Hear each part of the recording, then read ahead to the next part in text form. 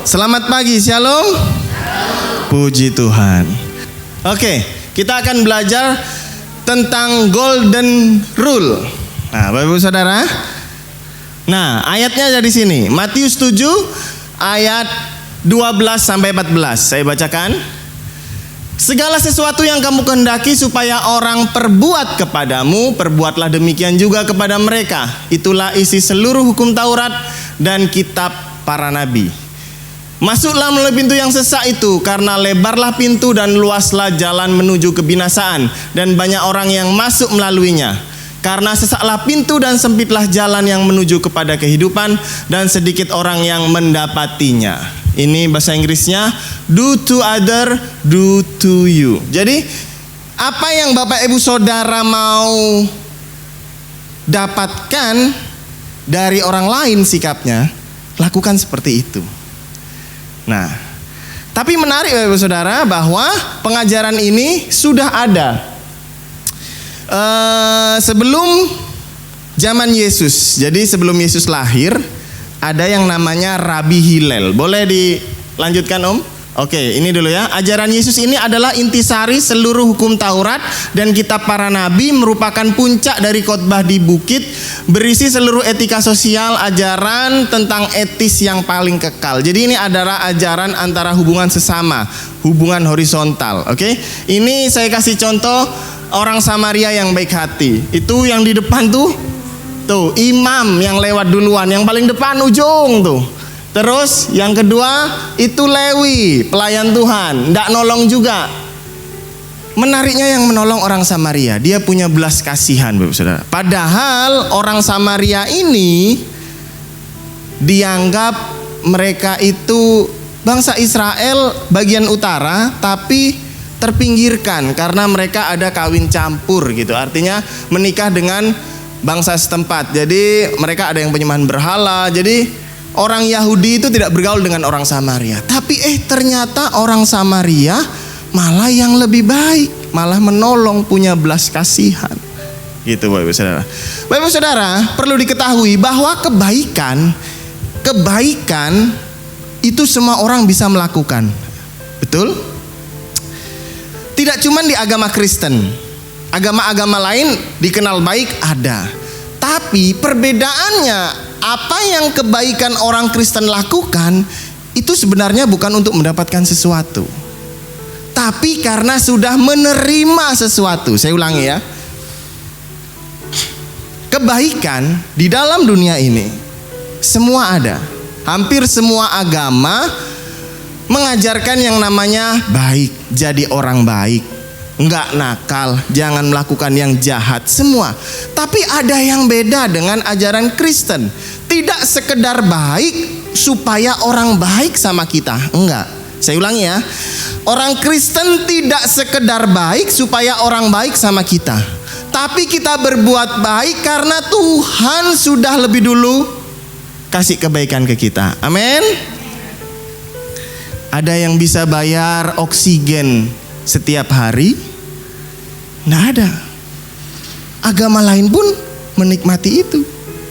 Kebaikan yang universal yang dikasih Tuhan apa?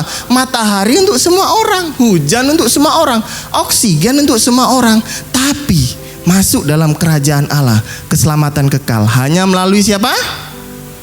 Melalui Yesus. Itu harus ditekankan Bapak Saudara. Pak, banyak jalan lain menuju Roma. Oh iya, lewat Roma kemana aja bisa. Banyak jalan lain menuju Putus Ibau bisa. Bisa dari Kucing, bisa dari Ponti. Tapi menuju surga enggak. Menuju kekekalan hanya melalui Yesus. Itu harus didasari dulu di awal sini. Oke, lanjut. Nah, lanjut. Nah, ini Rabi Hillel Bapak Saudara. Ini Rabi Yahudi. Dia ngomong begini. Pada tahun 20 sebelum Masehi, sebelum Yesus lahir, ada seorang guru besar Yahudi yang terkenal, yaitu Rabi Hillel, yang telah menggariskan suatu peraturan dasar dalam bentuk kalimatnya negatif. Jangan lakukan apa yang kamu tidak ingin orang lain lakukan padamu. Inilah keseluruhan hukum Taurat. Selain ini hanyalah sekedar penafsiran belaka atau keterangan saja. Jadi inti hukum Taurat itu artinya nggak usah kamu melakukan yang jahat sama orang kalau kamu nggak kepengen dijahati. Bagus nggak? Kita nggak melakukan yang jahat sama orang, bagus nggak? Supaya kita nggak dijahati. Kenyataannya Bapak Saudara, wah, kenyataannya ketika kita tidak berbuat jahat sama orang, orang tetap jahat sama kita. Kenyataannya ketika kita berbuat baik sama orang, terkadang perbuatan baik kita tidak dianggap. Kenyataannya ketika kita tidak melakukan hal yang jahat, kita diam aja, kita pasif. Oke, kamu juga, aku nggak ganggu kamu, tapi jangan kamu ganggu aku. Yesus nggak ngajar kayak gitu. Ketika Yesus disesah, ketika Yesus dicambuk, ketika Yesus disalib sebelum sampai Golgota, Yesus dicambuk sampai 39 kali, sampai kulitnya itu terkancai, orang sini bilang ya, diludahi, dikasih mahkota duri.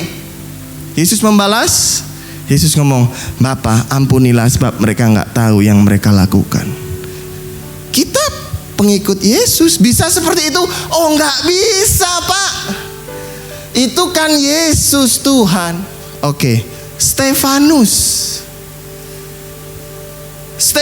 dirajam batu, dilempar. Dia pun ngomong, Bapa ampunilah mereka. Stefanus bukan Tuhan, manusia sama dengan kita.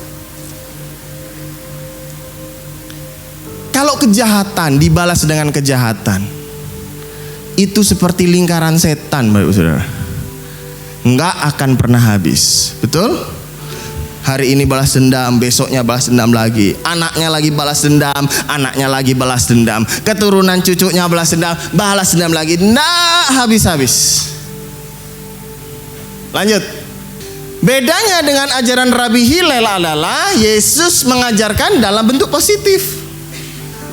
Rabi Hillel mengajarkan jangan lakukan, tapi Yesus ngomong segala sesuatu yang kamu kehendaki supaya orang perbuat kepadamu, perbuatlah demikian juga kepada mereka. Di sini perbedaannya.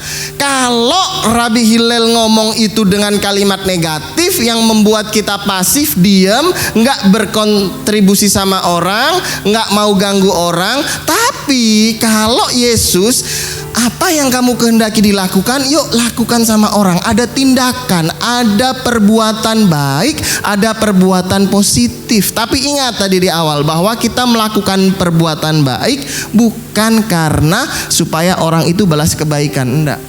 Karena kita sudah dapat yang terlebih baik dari Tuhan. Amin.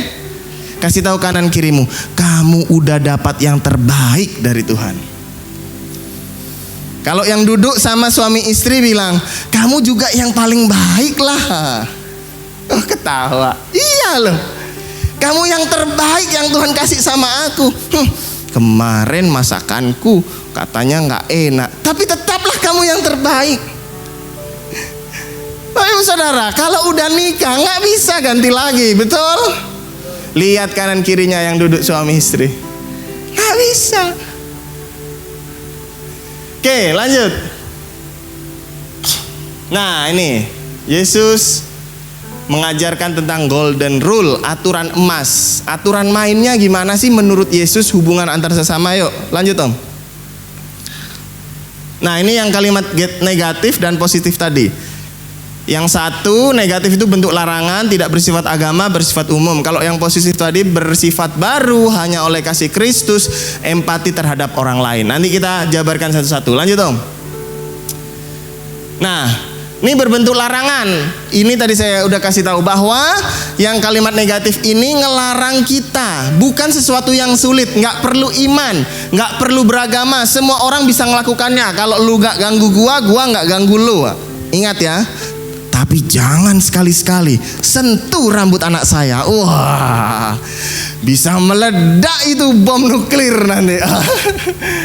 Nah ini bentuk larangan. Setiap orang bisa aja tidak merugikan orang lain, namun tetap ia orang yang nggak berguna bagi sesamanya, pasif. Lanjut.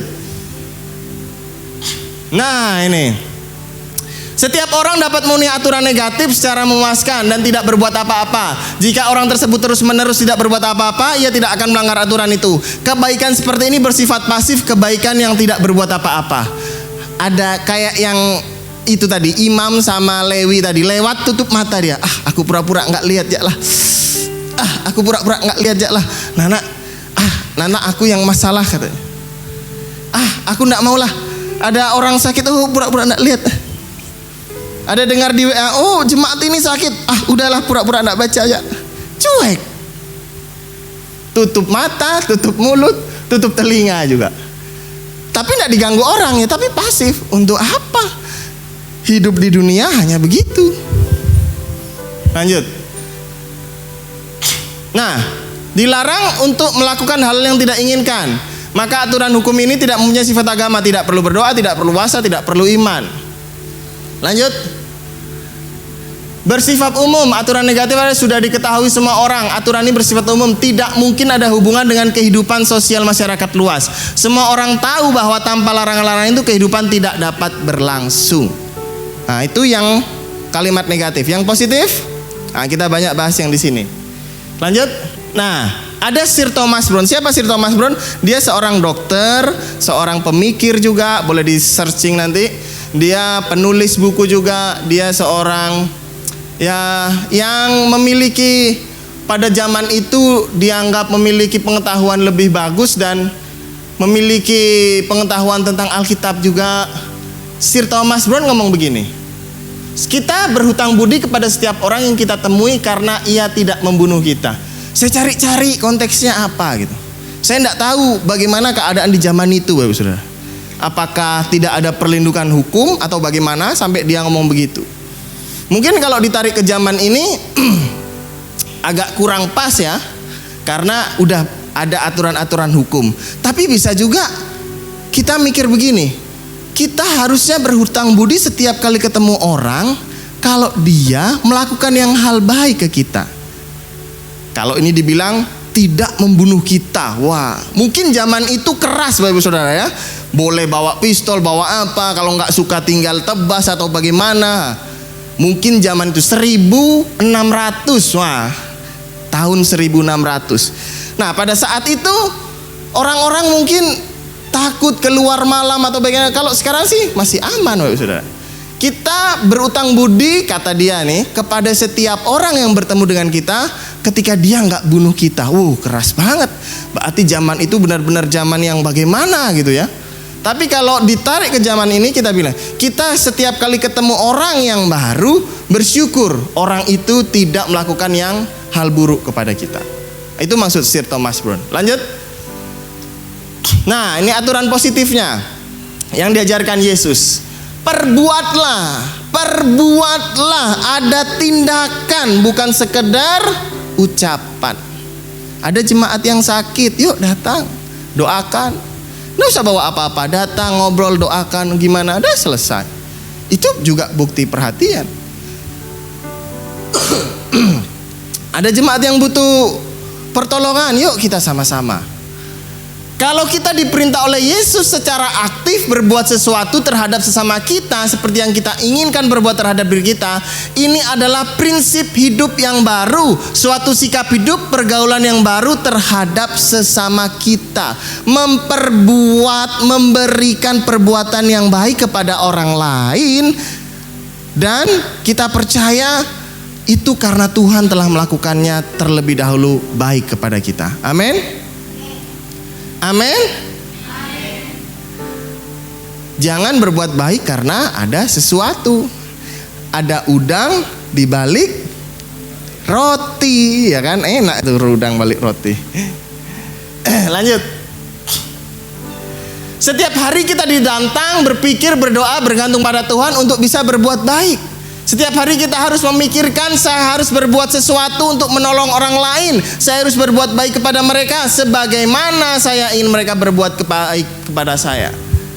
Tapi ketika Bapak Ibu Saudara sudah berbuat baik dan tidak dibalas kebaikan, jangan pernah gerutu. Awas nanak nuan, kalau butuh sama aku ndak ku rela lagi bantu nuan. Nah gitu. Nana Nuan tahu Nuan ada butuh sama aku pasti. Nana Nuan lihat. Nah, kalau udah kayak gitu berarti dia nggak ikhlas gitu ah. Lanjut. Jika setiap hari kita harus berbuat baik kepada orang lain, maka kita mengharapkan orang lain berbuat baik kepada kita. Maka ini merupakan hal yang sulit. Sulit Bapak Ibu Saudara. Kalau kita berbuat baik dan berharap dia berbuat baik sama kita, itu suatu hal yang sulit. Tapi hanya karena kasih Kristus kita dapat menolong, mendorong untuk kita dapat melakukannya. Kita bisa melakukan itu tanpa pamrih, tanpa minta belas kasihan, tanpa minta timbal balik. Itu karena apa? Karena Kristus tuh. Karena Yesus. Kalau karena kita mikir-mikir ngapain? Aku udah baik sama Nuan nggak tolong aku. Udah, ke depan nggak tolong lagi. Lanjut. Tunggu Om, mundur Om. Gambarnya tadi ada di Mazmur tuh, boleh dibaca dulu. Sebab Engkaulah yang memberkati orang benar ya Tuhan, Engkau memagari dia dengan anugerah-Mu seperti perisai. Mazmur 5 ayat 13. Amin. Kita mau dipagari Tuhan setiap hari. Kita mau memiliki perisai dari Tuhan, lakukan apa yang Tuhan lakukan tanpa ingat timbal baliknya. Percaya Tuhan yang terlebih banyak memberikan yang terbaik untuk hidup kita. Amin. Lanjut. Sikap hidup yang mengatakan saya tidak boleh merugikan orang lain sangatlah berbeda dengan sikap hidup baru yang mengatakan saya harus berusaha sedapat-dapatnya untuk menolong orang lain. Beda, saya nggak akan merugikan orang. Beda dengan saya harus sedapat-dapatnya nolong orang. Murid Yesus menjalani sikap hidup baru, tidak mau menghindar dari berbuat sesuatu. Mereka akan selalu mencari aktivitas dan tidak tinggal diam dalam kondisi pasif. Jadi nggak tinggal diam, tapi terus bergerak. Saya percaya ketika kita terus bergerak menolong orang, Yesus dimuliakan. Amin.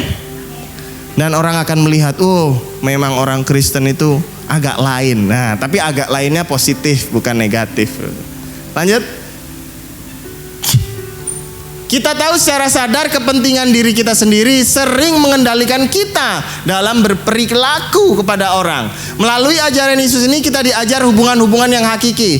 Pusatnya adalah Allah Bapa di surga. Kepada Dialah yang kita datang, kepada Dialah kita bergantung, dan Dialah yang tidak pernah berhenti memberikan yang baik kepada kita. Boleh dibuka Om, Yakobus 3 ayat 16 dulu.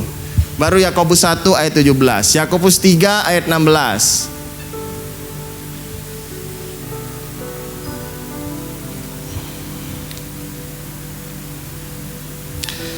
Sebab di mana ada iri hati dan mementingkan diri sendiri, di situ ada kekacauan dan segala perbuatan jahat. Bisa enggak orang yang iri hati dan mementingkan diri sendiri nolong orang lain? Bisa. Kan pakai topeng. Nah, kalau pakai topeng semua bisa. Bisa senyum tapi belakangnya ternyata enggak senyum. Bisa enggak orang yang punya iri hati dan egois dalam diri sayang sama orang? Bisa. Tapi ada sesuatu yang lain. Enggak tulus, tapi bulus. Nah, itu ya, bukan lebak bulus ya. Bulus itu ya agak-agak licik lah gitu. Banyak taktik gitu ya. Apa artinya? Dak murni lah artinya ketika mengasihi orang. Ya kayak kita belajar 3 bulan ini tentang berdoa, sedekah maupun berpuasa, melakukan segala hal sesuatu itu supaya pengen dilihat orang. Oke, lanjut.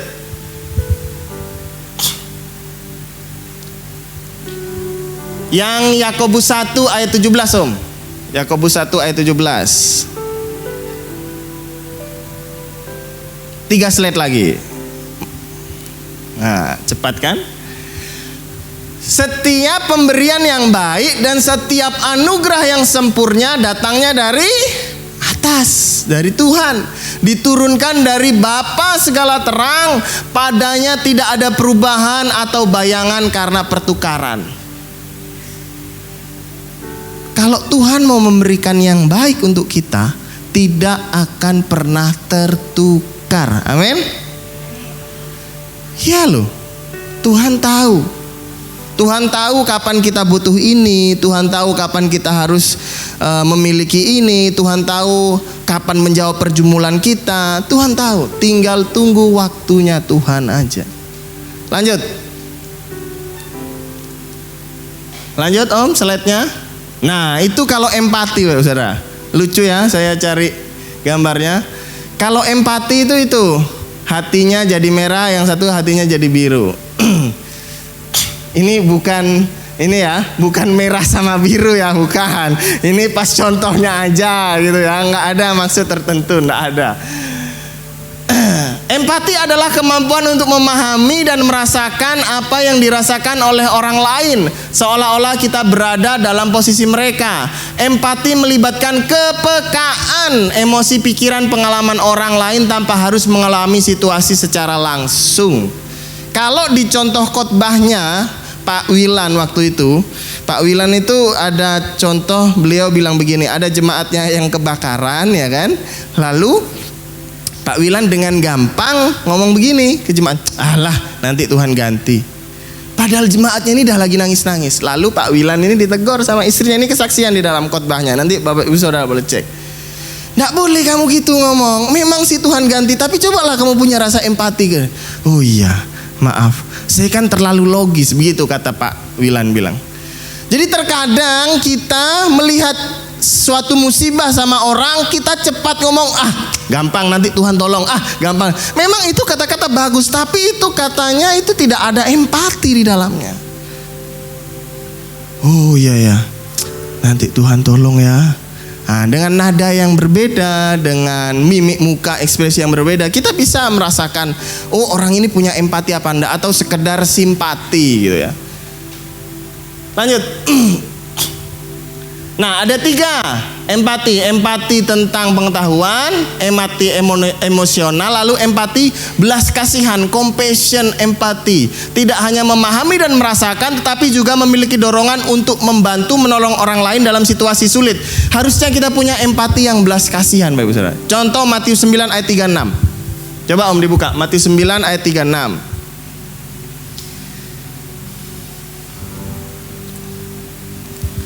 Melihat orang banyak itu, tergeraklah hati Yesus oleh belas kasihan kepada mereka, karena mereka lelah dan terlantar seperti domba yang tidak bergembala. Yesus ada belas kasihan, sama dengan orang Samaria tadi, tergerak oleh belas kasihan, bukan cuman simpati. Kalau imam tadi lewat simpati aja, kasihan dia ya, dirampok, kasihan benar. Untung aku nggak dirampok. Mana perampoknya, kabur. Takutnya gitu. Satu lagi, Lewi lewat. Aduh, mana sih kawannya nih, kok nggak ada? Dah aku dulu bah, aku ada pelayanan bah. Nanti aku balik lagi habis pelayanan. Gitu yang Imam Lewi. Tapi yang orang Samaria, yang katanya orang terpinggirkan, katanya orang Yahudi nggak bergaul sama orang Samaria, dia malah nolong, dibawa ke rumah sakit.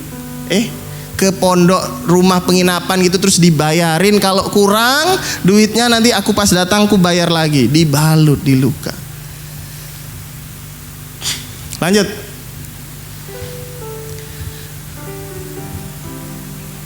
Slide-nya Om. Empati sangatlah penting dalam membangun hubungan yang sehat dan mendalam, karena mungkin kita untuk berinteraksi dengan orang lain yang lebih pengertian, perhatian, dan kasih sayang. Terakhir, slide terakhir. Nah, jika kita dengan peka menempatkan kita dalam keadaan orang lain dan menginginkan baginya apa yang kita inginkan bagi kita sendiri, maka kita pun tidak akan berlaku kejam terhadap mereka, melainkan senantiasa apa? Murah hati. Katakan sama-sama, murah hati. Nggak ada orang ya? Murah hati. Oke. Tidak acuh tak acuh. Oke. Tidak berlaku keras, tetapi lemah lembut. Amin. Oh enggak bisa Pak, saya memang wataknya keras, saya dari suku tertentu, memang saya suaranya keras tapi hati saya lembut. Wah, banyak kita kadang-kadang begitu ya. Oh saya dari Jawa Timur, saya bukan Jawa Tengah yang engge-engge gitu kan. Saya memang suaranya keras tapi hati saya baik. Tendang pintu, prak, tapi saya baik loh. Nggak boleh Bapak Saudara. Saya banyak belajar, saya sering ditegur istri saya, terutama mungkin sama ini, bukan sama anak ya, sama anjing kadang-kadang. Anjing di rumah tuh kalau udah malam kadang-kadang gonggong, saya tuh kadang-kadang teriak. Enggak sih saya tendang, cuma saya teriak, "Woi diam," gitu. Kadang-kadang berisik kan, kasihan takutnya. Istri saya bilang, "Nggak usah kayak gitu, coba pelan-pelan ngomongnya. Diam Mbak dia ngikut. Diam, oh ya." Kadang-kadang saya pernah bilang, memang aku kayak gitu kan, orang Jawa Timur kayak gitu. Kok enggak tahu dia? Enggak, aku harus belajar terima ditegur sama istri kan. Istri yang suka melepaskan anjing, kan anjing itu memang dirantai karena kita di lingkungan yang banyak muslim. Istri yang suka melepaskan anjing, saya yang suka ngikatnya. Jadi anjing itu kayaknya kadang-kadang marah sama saya. Ini suka ngikat saya. Karena kadang-kadang dia suka ngejar gitu Pak. Nah saya mulai belajar bagaimana sikap lebih lembut. Amin. Meskipun latar belakang yang keras-keras mungkin ya, mungkin dari Jawa Timur, mungkin ada yang dari Batak juga, ada yang dari Manado, mungkin ada dari Papua, mungkin yang biasa di rumah itu keras. Yuk kita belajar sama-sama, yuk kita bersikap lembut. Bukan hanya sama orang lain, sama hewan juga harus lembut. Amin. Jadi ada beberapa perubahan. Dulu saya itu, ini bukan nolong, kalau nolong orang udah biasa ya, ini nolong kucing Saudara. Nolong kucing. Jadi kita pernah mau ke rumah di BTN sana, itu sering berapa kali tuh lihat kucing ketabrak. Dulu sih kucing anjing juga ketabrak di jalan kan lalu. Terus udah biar aja lewat gitu kan. Tapi enggak, sekarang dipinggirkan, ditaruh. Kadang-kadang ada anak kucing di tengah jalan, pernah kita sampai nungguin gitu. Nungguin lewat-lewat baru dipinggirkan. Terkadang kita terlatih bagaimana hubungan kita dengan hewan juga kepada manusia. Nah, di situ kita melihat bahwa kita ada kasih kepada sesama kita. Mahatma Gandhi pernah ngomong, "I like Jesus," katanya, "but I don't like Christian." Wih, ini ada di pelajaran sekolah anak SMP. Karena katanya, "Saya suka Yesus, tapi saya nggak suka pengikut Yesusnya," kata Mahatma Gandhi. Pernah suatu saat Mahatma Gandhi mau masuk ke dalam sebuah gereja atau bagaimana, kayak kapel kah atau tempat ibadah, dia berpakaian layaknya seorang Buddha ya kan, Hindu, seorang Hindu. Dia ditolak, nggak bisa kalau yang berpakaian seperti ini tuh di depan. Padahal dia sebenarnya pengen masuk waktu itu. Nah, semenjak saat itu terus dia melihat segala tindakan. Jangan sampai Bapak Saudara, pengikut Kristus malah tidak memiliki belas kasihan. Seperti yang dikatakan Mahatma Gandhi, "Saya suka ajaran Yesus, tapi saya nggak suka pengikut Kristusnya." Kenapa? Karena nggak kayak Yesusnya. Yuk kita belajar sama-sama pada pagi hari, amin. Supaya kita seperti Yesus. Jika ada hal-hal yang mungkin belum bertobat, hal-hal dalam hati kita yang belum dibereskan, yuk kita datang kepada Tuhan pagi hari ini. Kita nyanyikan pujian ini.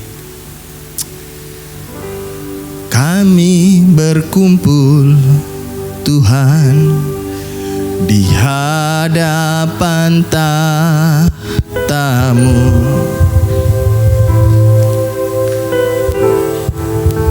sujud menyembah dalam indahnya hadirat-Mu.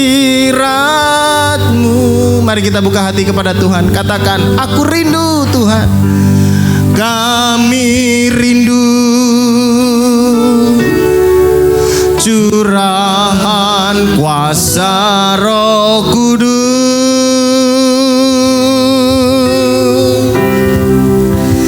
genapi firman-Mu,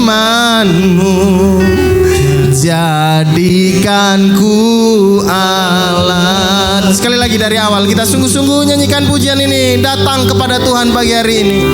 Kami berkumpul Tuhan di hadapan tahta-Mu, sujud menyembah dalam indahnya hadirat-Mu. Katakan, aku rindu Engkau Tuhan. Kami rindu curahan kuasa Roh Kudus,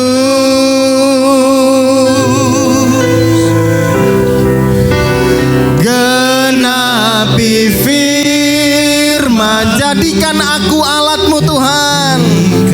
Aku alat-Mu, biar belas kasihan-Mu,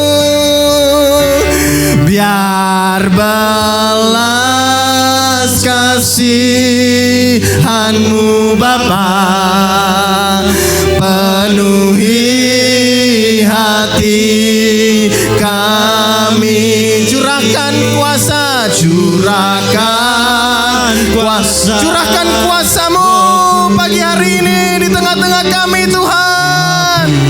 Api kemuliaan Allah turun dalam nama Yesus, amin. Membakar hati yang rindu untuk melayani-Mu, melayani-Mu sampai seluruh negeri ini, sampai seluruh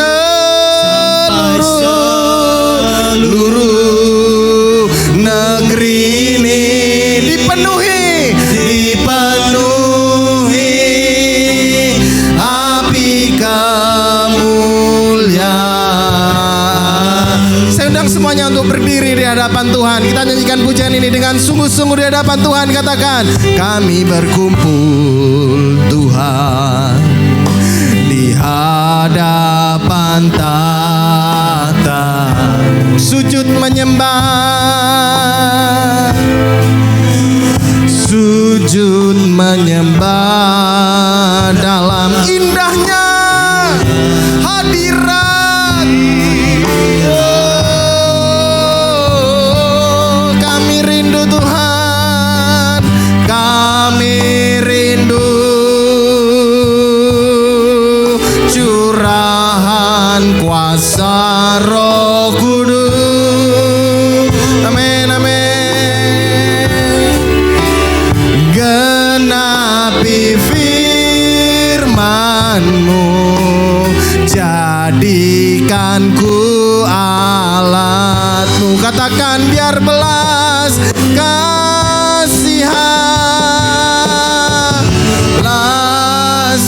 kasihan-Mu Bapa penuhi kami pagi hari ini dengan belas kasihan-Mu Tuhan. Kuasa Roh Kudus, api kemuliaan-Mu membakar hati yang rindu untuk melayani-Mu, untuk melayani-Mu sampai seluruh negeri ini, sampai seluruh bumi ini dipenuhi api kemuliaan-Mu. Bapak Ibu Saudara, kita akan berdoa untuk sanak saudara kita yang belum percaya kepada Tuhan. Sebutkan namanya. Hari ini Tuhan mau melawat mereka. Biar belas kasihan Tuhan itu turun dalam hati kita, mendoakan orang-orang yang belum percaya kepada Tuhan. Baik itu keluargamu, teman kerjamu, teman sekolahmu, sahabatmu, siapapun sebut namanya. Dan Tuhan akan menjamah hati, memberikan belas kasihan itu. Mari kita nyanyikan pujian ini dari awal. Kami berkumpul Tuhan di hadapan. Mari jemaat boleh berdoa. Singer WL nyanyikan pujian ini. Jemaat boleh berdoa, sebutkan namanya. Siapa orang-orang yang mau kau doakan supaya mengenal Tuhan, supaya banyak jiwa-jiwa dimenangkan untuk kemuliaan nama Tuhan. Amin. Kami rindu Tuhan. Kami rindu curahan kuasa Roh Kudus,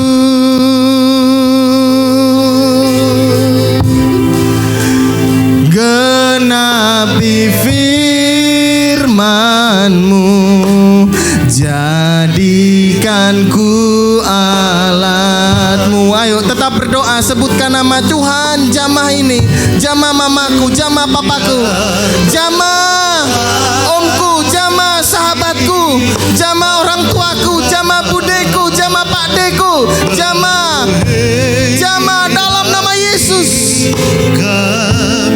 Sebutkan namanya.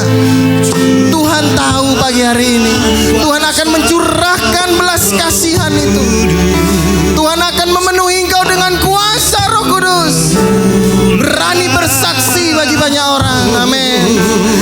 Membakar hati yang rindu untuk melayani-Mu sampai seluruh negeri.